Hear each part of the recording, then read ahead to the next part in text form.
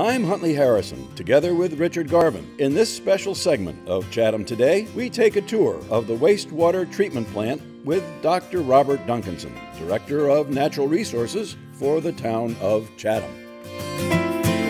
Hi there, welcome. Hi Rich, nice to meet you. I'm Bob Huntley Harrison from Chatham Today. Hi, welcome to the Chatham Wastewater Treatment Facility. Well, we're glad to be here, and we hope that, as we talk about this, the people who watch the show will have a better idea of what actually happens here. Yeah. Okay, great. Well, as you may or may not know, this is our new wastewater treatment facility. Mm-hmm. This facility was finished in 2012, but Chatham has actually had a wastewater treatment facility since 1969. That's when the original facility was built here on this site, and actually when we go outside, we'll actually see some of the old facility. Okay. Because when we built the new facility, we actually kept components of the old one and reused them, rather than building new things from scratch. There were some components we had to get rid of because they were obviously just outdated and didn't fit on the site. Mm-hmm. But most of the old facility is still here and still being used in addition to the new facility.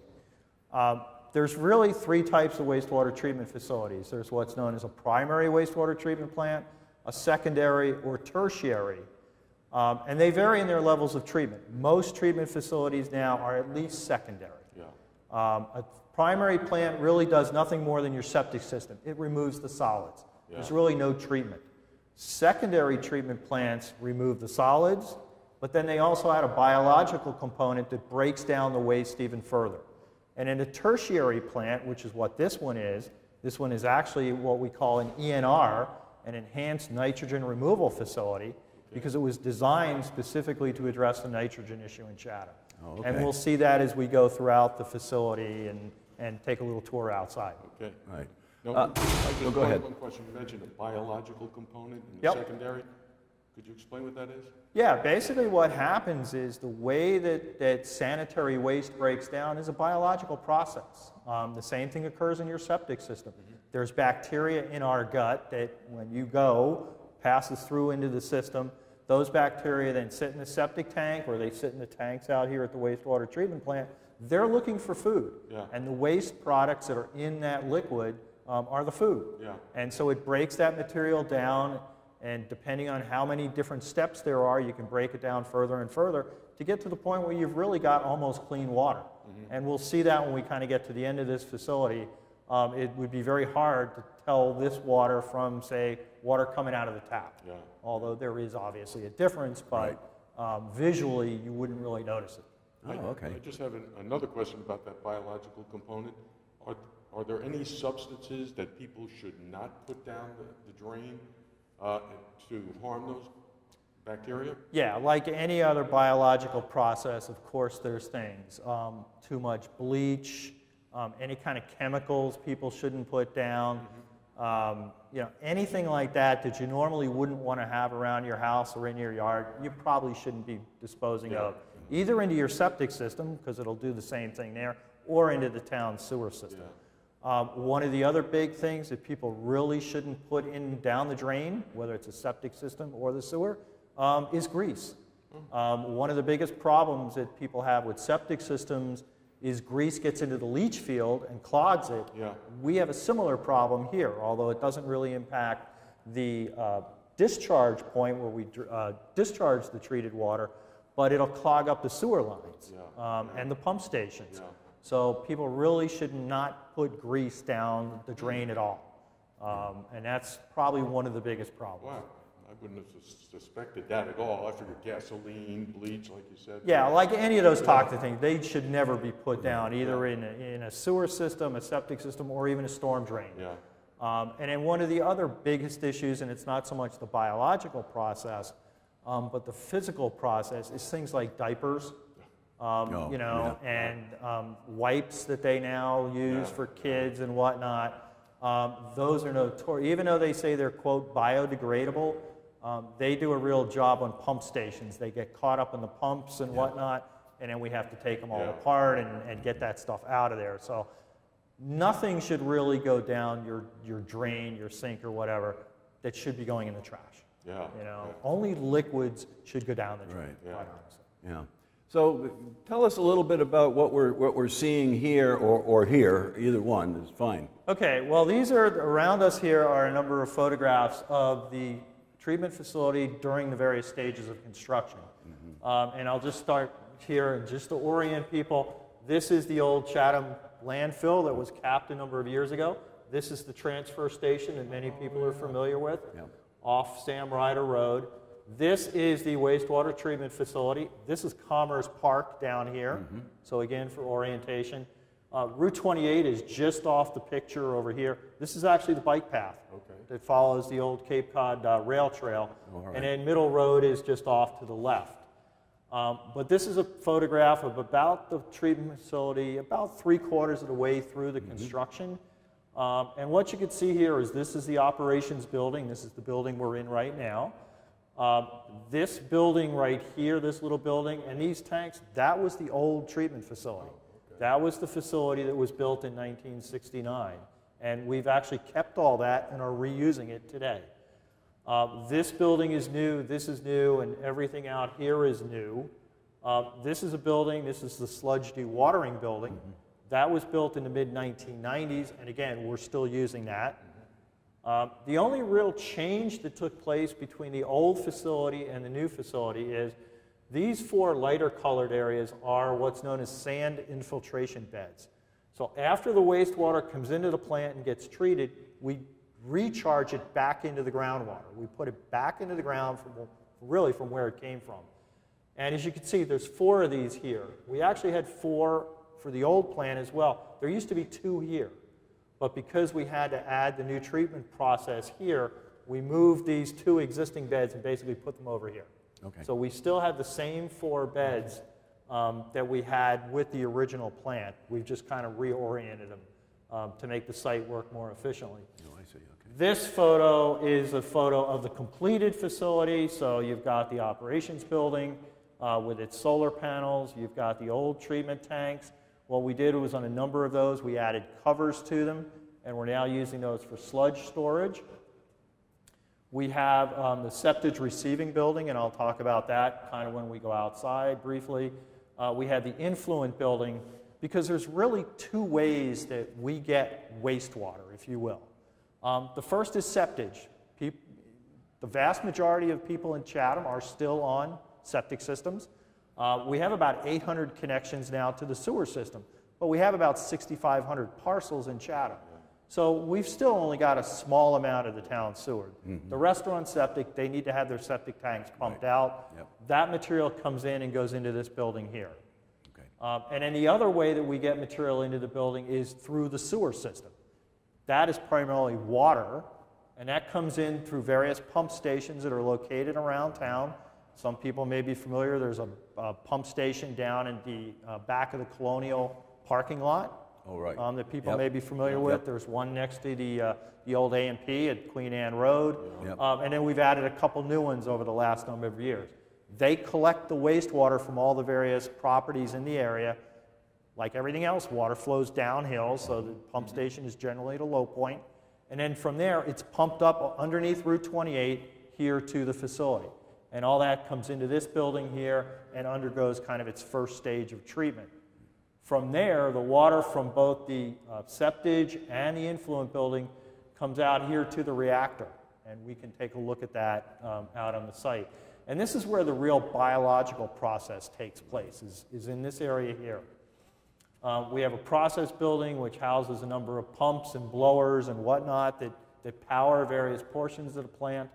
From there, the water goes into what's known as secondary clarifiers, and that's where the water is further purified. And then we have the filter building. This is everything up until here was part of the original process from 1969, although obviously we've upgraded and expanded it. From here out is really new, and we have the filter building. This is really the component that makes this a tertiary treatment facility. Because prior to that facility being built, this plant was not removing nitrogen to a great extent. And as you know, a large portion of why we did the wastewater plant and why we're embarking on this sewering of the whole community is to deal with nitrogen. That's the component or the contaminant that affects our coastal water bodies significantly and results in fish kills and algal blooms and everything. So this plant was designed specifically to remove nitrogen. It's a state-of-the-art facility. It was the first of its kind in New England. It's not new technology per se because they've been using it down in the Chesapeake Bay area for probably 20 years. But we went and we kind of adopted that technology and brought it up here after a lot of study to make sure it was going to work in our cold climates in the wintertime. Because as we talked about, it's a biological process, and they slow down when temperatures drop. So we needed to have something that was going to work year-round. But inside this building, there are special filters with a special sand in them. As the water passes through that, those grains of sand get coated with bacteria. The bacteria are looking for a food source. We've stripped a lot of the food source out previously, so by the time it gets to that building, the only thing that's really left is nitrate.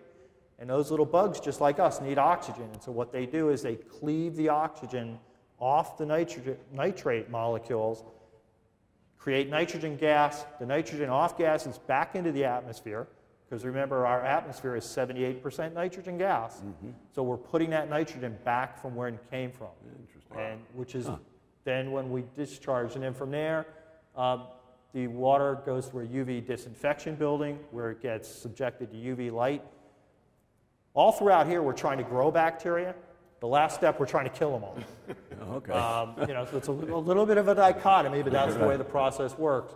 So we disinfect the water with ultraviolet light, and then we discharge it into these sand beds, and it naturally percolates down back into the groundwater. And in doing that, it actually gets additional treatment because it's now passing through about 40 to 60 feet of good, clean sand. And again, that helps to strip out even more contaminants. So the water that we're putting into the ground is, in many respects, cleaner than it may have been coming out of the ground. So that's kind of a real brief. No, it's fascinating how it all works and this whole biological process that's going on. Well, this is great. I think unless there's anything else you'd like to say, I think let's go out and see what's going on outside. Sure. See how this whole thing works. All right. That'd be great. All right, so if you remember, one of the things we talked about inside was the fact that wastewater comes from two sources, septage and then wastewater that comes into the sewer pipes. Right. This is our septage receiving building. So when you have your septic system pumped out at home, and a pumper truck comes and he fills up and whatnot, he brings it here. One of the problems that we had with the old plant was they used to just take that septage and dump it right into these tanks behind us. And at the time, those tanks weren't covered. Well, if you've ever been at your house when they pumped your septic system out, your septic system is anaerobic, your septic tank. That's part of the process. Well, when it's anaerobic, there's a lot of odors. So to try to combat this, we built this building and we actually put a special ventilation system in here. Normally, when they're offloading, what happens is the truck backs up and they offload directly into that pipe. So there's nothing exposed to the air. There's no odors. The doors would normally be down. We've got them open now just so you can see it. And then the septic waste goes in there and it goes into that unit that you can see right in front of us. That's a prefabricated unit that we bought off the shelf basically. And basically what it's designed to do is take out all the sand, the grit, the rocks, the cell phones, the Barbie dolls, everything that ends up down in your septic system. And you'd be amazed at the stuff we find. And it also takes all the rags and all that because you don't want those things carrying through the rest of the process. So this is basically just what's called a pre-treatment unit. It basically is the first step in getting all that crud out that you don't want in the wastewater as it moves throughout the plant. And then as I said, these tanks in this building, this was actually the original process tanks for the plant. And what we've done now is we've taken about half of them and we put covers on them. And again, we put a ventilation system in and we'll see it when we turn the corner. So these tanks and this building are basically tied into a big carbon filter that strips all the odors out. So if you think of a range hood over your counter at home, you know, when you're doing that fish and you want to get rid of the odor, it goes through a carbon filter. We have big giant carbon filters that strip the odors out before it goes back to the air. So we actually use these tanks now to store the sludge after it's gone through the pre-treatment, as well as the septage. and then we bleed that into the rest of the system later on, because there's actually two different types of waste that we treat. We treat solid waste and we treat the liquid. Okay. And we'll see that as we go through. Okay. Well, let's head that way. All right.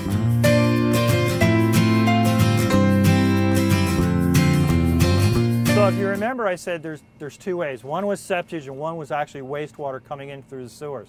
This is the wastewater coming in for the sewers. Oh, okay. This is what it looks like at the plant. Right. This is the part that most people never see. They flush their toilet, goes down, it enters a sewer in the street, it runs downhill, it goes to a pump station, and then that pump station forces it up here to the treatment plant. This is where they come in. These are all from the different pump stations. This is Huckleberry Pump Station. We have the Stage Harbor Pump Station, which is down by the Colonial Building in the back municipal parking lot. Yep. So all the wastewater, and we've actually got some additional ones already planned for other areas of town. That wastewater all gets pushed down here, comes into this building known as the influent building, and then from there, it starts the treatment process. So let's take a quick walk inside, and you'll see that. Yeah. Now, it comes in this way, so you've Yep. got to pump it up. How Yeah. much force do you need to get that? Though it depends on the size of the pump station. Okay. It depends on how much wastewater, because generally what happens is there's multiple pump stations in an area of town. You don't have just one. Yeah. So you may have one pump station that's, maybe receiving wastewater from, say, 50 or 100 homes. You might have 2 or 3 of those. They pump to a larger pump station. That pumps to a larger pump station, because you don't want to have too many big ones. Yeah. They take up too much space. Right. Right. And so, the size of the pumps vary depending on how much they have to pump. We have some pumps that are like 50-gallon-a-minute pumps. We have other pumps that are 500-gallon-a-minute pumps, Wow. depending on how much wastewater is coming in and Right. where it's going to. Okay. And that's why you'll see some of these pipes are actually different sizes, because different pump stations are sending different amounts. This one's smaller than that. Yeah, that Yeah. one's bigger. Yeah. We have a couple of big ones. Oh, I see. Okay. And then we have a couple of smaller ones that serve smaller neighborhoods. Right. All right, and then from here it goes inside the building. Okay. And we can Well, go let's see take that. a look. All right, so now we're inside the influent building. All those pipes that we saw outside bringing the wastewater, all that wastewater comes into this big unit right behind us. This is the big brother for the smaller one that we saw in the septic building. Oh, all right. And Yep. basically what it's doing, stripping out all the sand, the grit, the rags, the cell phones, the baseballs, and it discharges all that into these tubs. Okay. So you can see how little we really collect here. Yeah. Because for the most part, Chatham's system is small, it's new, it doesn't get a lot of that outside material into the system. And then all that wastewater goes out that pipe right at the end, and then from there through the rest of the plant process. Oh, all right. And then one thing you may notice is this building, we're standing in a lot of empty space. Well, that's because as we add more people and we have to add another one of these treatment units, we've actually designed it right here. Right here. All we have to do is buy another one of those, bring it in. Put it right in. All the piping is already under the floor, so it's all ready to go. Okay. So let's go outside and Yeah. we'll see where the Go real treatment takes place. All right. That'd be great. Thank you. All right. Okay, so we're now standing on top of the reactor, or the racetrack as we call it. Yeah. The wastewater has left the influent building, traveled underground through pipes, and it comes into these various concrete areas. And this one right now is empty because we don't need the capacity that this one has. So we're actually adding the wastewater to the center part of the reactor, and then it flows over into the various channels. And this is where the meat of the treatment takes place. If you remember earlier, I said this is a biological process. So what we're trying to do is we're trying to get those bacteria to grow like crazy and eat up the wastewater and eat up the byproducts in the wastewater, all the solids, and break that down so it basically converts to water and gases that then off-gas into the atmosphere. And it's a two-step process, just like in your septic tank. You need an area where there's very little oxygen or anoxic, and then you need an area where there's a lot of oxygen or aerobic. And so what happens is, underneath these covers, and you can see it down there under that, there's a series of plastic paddle wheels, and as they turn, they do two things. One, they add oxygen or air into the wastewater, and they also help to move the wastewater around the track. And so this area right in here is very well oxygenated. But as the wastewater travels around and kind of comes up behind us here, now the oxygen's all been used up. And so there's very little oxygen in this area. So you get those two biological processes going on in the same tank. Okay. In other treatment facilities, what they do is they have one tank that's aerated, then they have to use energy to pump the wastewater to another tank. We do it all in one tank. So it's much more energy efficient, and frankly, it works better. We have different size tanks here depending on the flow. In the winter time, when everybody's down in Florida, we're only using the center ring. Yeah. Oh, okay. Now this time of the year, we're using the center and the inner and the middle ring. And then as we add more and more customers over time, we can start using this outer ring. And so if we tie in Harwich, you might wind up having to use this With Harwich, we may start using this one, I see. exactly. Yeah, okay. And then this facility right now, and actually the whole facility we're looking at, has a capacity of 1.3 million gallons a day on average. Oh my goodness. All right. Now how long does the water stay here? It varies. It really depends on the time of the year. Okay. And a lot of it has to do with temperature. Because if you remember, I said things slow down in the wintertime. Right. So in the wintertime, we tend to hold it here longer, maybe 48, 72 hours. This time of the year, anywhere from 18 to 24. And then it goes on. And you know, the way it works is, the way the tanks, there's a weir in the center there. So all the time, a certain amount is always overflowing and going through the next step. So does this water move over to that as it goes? It just keeps moving down. Yeah, it just kind of keeps moving to the middle. down. Yep. And then see. ultimately it overflows in the middle and out to the next process. Do you ever have a problem in the winter with freezing? We don't, because if you notice, this water A is always moving, so that, and the wastewater by its nature is warmer. Okay, how much warmer than, say... Well, the average groundwater temperature on Cape Cod is about 50 to 55 degrees. Okay. So the water coming into your house from the ground is always about that temperature. Okay. That's why this time of the year, when it's hot and humid, you may notice your water pipe in your basement might have a little condensation on it. Yeah. Right, that's exactly why, because the groundwater coming in is cooler. And so that pretty well carries through the wastewater process. Okay. So when we get it here, it's warmed up a little bit, but generally it's below 60 or so. Okay. You know, in the wintertime it'll warm up just because of the sun and everything else. That's pretty interesting. Yeah. So, but this is where the bulk of the process is taking place, is right here. Okay. And you can tell, you know, we're now standing right on top of, well, not untreated, but treated wastewater. Yep. Very little odor. Yeah. Yeah. If there is any odor, it should smell earthy and like compost. Yep. Okay. All right. If you go to a treatment plant and the odors are really bad, there's something wrong. All right. But generally, if it's well behaving and if the process is going good, you could be standing right next to it and you wouldn't even know you're standing there. Interesting. You know, which is good for our abutters, although we don't have any close abutters No yet. close abutters. Yeah. That's worked out really well for us. That's great.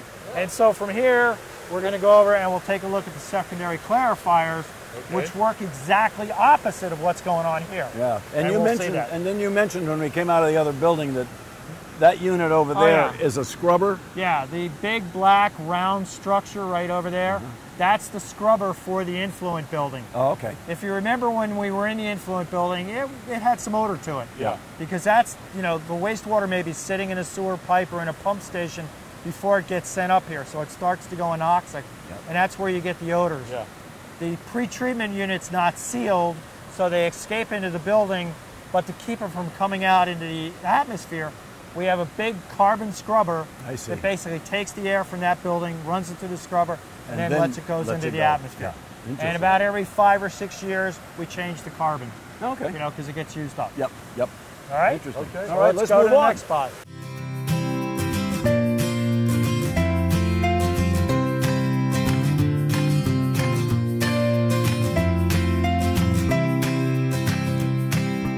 Okay, so right now we're in the basement of what we call the process building. And if you remember, so far we've seen a lot of tanks and we're moving a lot of wastewater around.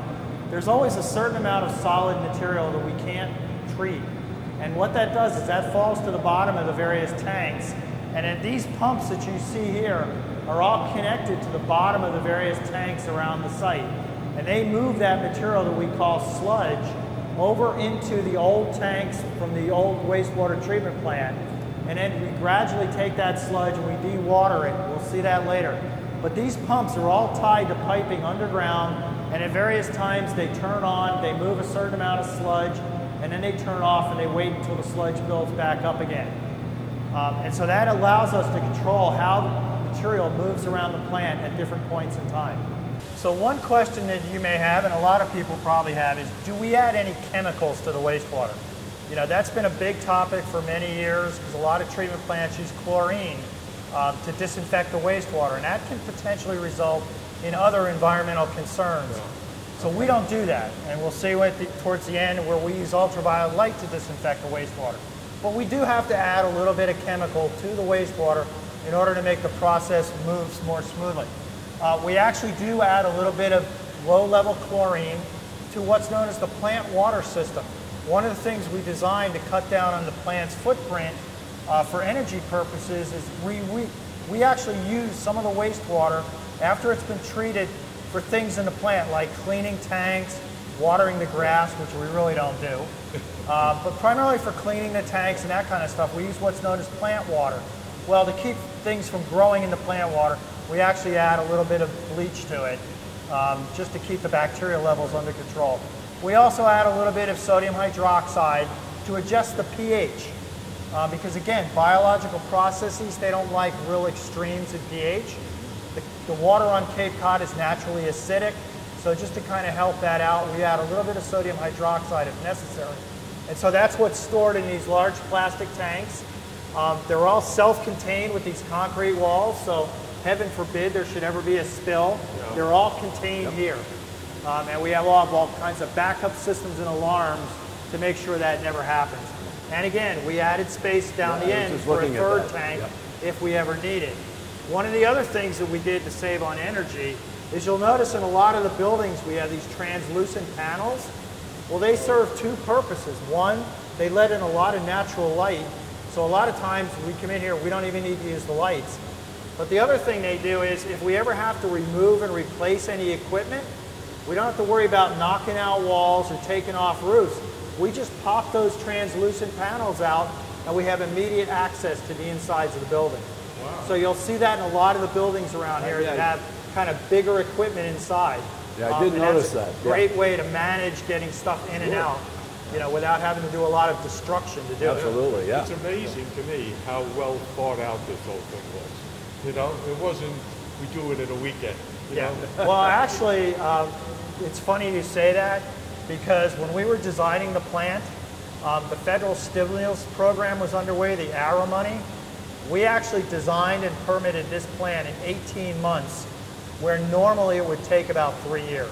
Wow. And we did that specifically to be able to take advantage of the federal stimulus funding. I do remember that, yeah. And we ended up getting $18 million in direct grants to build this facility. So that significantly cut down on the cost to the taxpayer, because that was $18 million they didn't have to borrow and pay interest on. But yeah, we designed this thing very quickly. Yeah, oh, it's amazing. It really is. We had, as I said, we had great contractor and great engineers to work with. Yeah, so let's go see kind of the final stages. Okay, very good. Okay, so if you remember, when we were up on the reactor, we were violently agitating the water, and if you remember what it looked like, it was very brown and there was a lot of material floating in it. We're now standing on top of what's known as a secondary clarifier. And what we're doing now is the exact opposite. We're trying to quiet that water down as much as we can so that all that bacterial mass that was floating in the other tanks can now settle to the bottom. So basically the water comes into this tank, very quiet. There's an arm that sweeps around, basically looks like a squeegee. There's two of them, one at the top and one down at the bottom. These tanks are about 15 feet deep, and those two sweep around very slowly, and as all that material falls to the bottom, it sweeps it into a sump, and then those pumps in the bottom of the process building pump it all the way back to the tanks at the beginning. Kind of starts over the process. That starts over the, well, that's the solids process, and we'll see the end of that kind of in a minute. But the rest of the water just gradually overflows, and you can see it overflowing here. These weirs, and if you notice how clear that is now. It's very clear. It almost looks like drinking water quality. Yeah. If you held a glass of that up next to a glass of drinking water, you'd be hard pressed to tell the difference. So all that biomass and everything is now out of it. We've got good, clean water at this point. We're now going to take it and put it in the filter building to give it that final polish to take the nitrogen out, Okay. which is what we really are trying to achieve at this facility. So let's go into the filter we'll go building. over there. Okay, so now we're inside the filter building, and as I said, this is really, to me, the most important building, but it's really the hardest one for people to understand. This is where that denitrification process takes place to remove the nitrate from the wastewater and allow that nitrogen to go back up into the atmosphere. And so what happens is, underneath the platforms that we're standing on, there's a series of tanks that are filled with a special sand. And as that wastewater comes in, it goes down to the bottom through a pipe, and then it is forced back up by air through that sand to the top of the tank. And as it does so, it's exposed to a lot of bacteria that are looking for that oxygen that's on the nitrate molecule. They cleave that off. The nitrate molecules fuse together as nitrogen gas, and then it off-gases back into the atmosphere. So to give you an example, one day last week, the influent coming into the plant, the wastewater coming from Chatham, was at about 100 milligrams total nitrogen per liter. All right? The effluent going out, so the treated water being discharged, was at about 1.5. So we got it all the way from 100 down to about 1.5 milligrams per liter. When we originally designed the plant, our goal was 3 milligrams per liter. That was kind of state of the art. Right. We've been averaging, since this plant went online in 2012, anywhere from about 1.5 to 2.5 milligrams per liter total nitrogen. So we're actually doing better than we designed. When you think about that relative to the drinking water standard, the drinking water standard for total nitrogen is 10. Oh. So we are actually putting water back into the ground that is well below the drinking water standard for nitrogen. Coming out of a septic system, the total nitrogen is probably somewhere around 30 to 35 milligrams per liter. So we are doing significantly better than septic systems. That's one reason why we're trying to get people off septic systems and onto the sewer. Sure. Because we can treat it much better. Yeah, absolutely. How do you account for that? You designed it for 3 parts per liter, or 3 mil, whatever. 3 parts and now per you're liter. below that. How do you account for The that? process is just working. You know, the engineers designed for a certain standard. You always hope it works better. Yeah. But, you know, they kind of said, look, here's what we can guarantee, if you will. And we're actually doing better than that, which is great. That's great. It's really great. Yeah. Because for most of the estuaries that we're concerned about, we're looking at nitrogen levels to restore the water quality of less than 1. Yeah. You know, so we're making a big difference going from 100 or 35 or 30 and getting down to the 1.5. Down to 1.5. We're getting very close because remember, then as it goes through those sand beds, it's going to go back. there's even some natural processes that'll take even more out. Yeah. So let's go see the last 2 spots. And Okay. Sounds good. Answer any more questions. Okay, so this is really the final step in the treatment process here at the Chatham Wastewater Treatment Facility. After the effluent goes all the way through the system, goes through the filters, it then comes into here. This is where we subject it to ultraviolet light.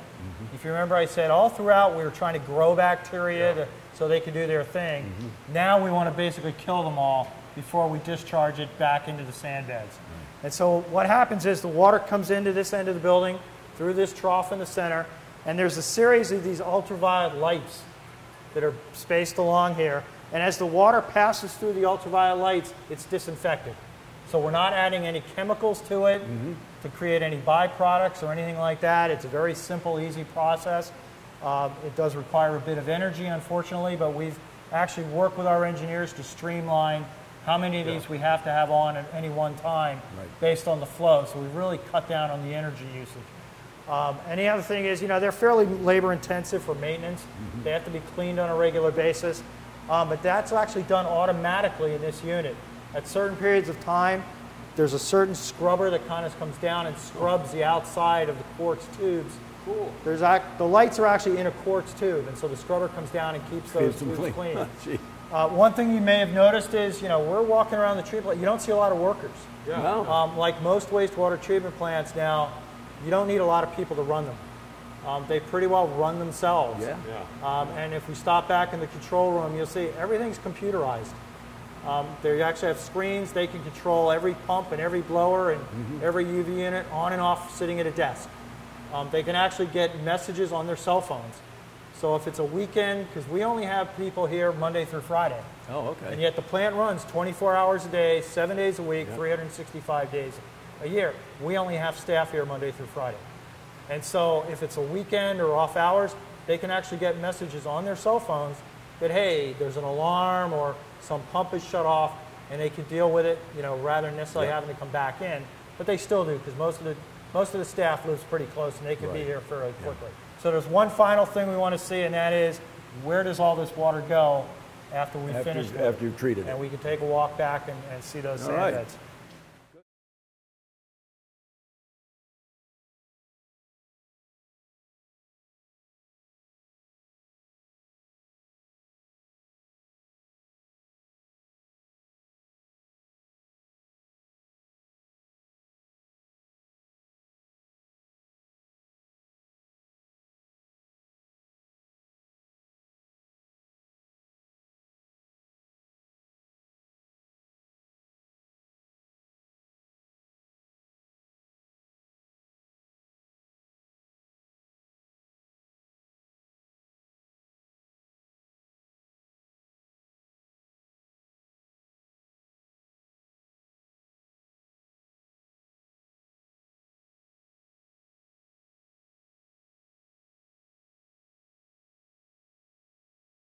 And recharges the aquifer. Pretty amazing. Pretty amazing. And now nature's helping. And now nature's helping with our drought. Today's weather, spotty showers.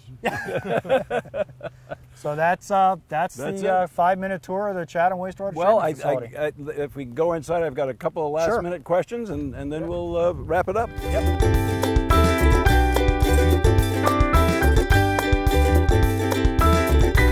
So just to give you an idea of what happens in a nutshell after everything, this is what the influent looks like coming into the plant. Okay. After it goes through the pump stations, goes through the sewer, and ends up in the influent building. This is what it looks like, the final effluent coming out of the plant. And you can see all the solids are gone. The water is pretty clear. Not quite the drinking water quality, but pretty close. Yep. So that's really, that's what it all comes down to. There's the process. Is those two different things. That's we're trying to take this and get it to there. And you can see what happens when you take some of that and let it settle out. This is all that sludge material that accumulates at the bottom of various tanks, and we pump it out and dewater it. There could be quite a bit of that depending on the time of the year and whatnot. So, but that's what you end up with. So that goes off to the solids area, and the rest goes to the liquid process, and we're done. Clean water. That's great. Yeah.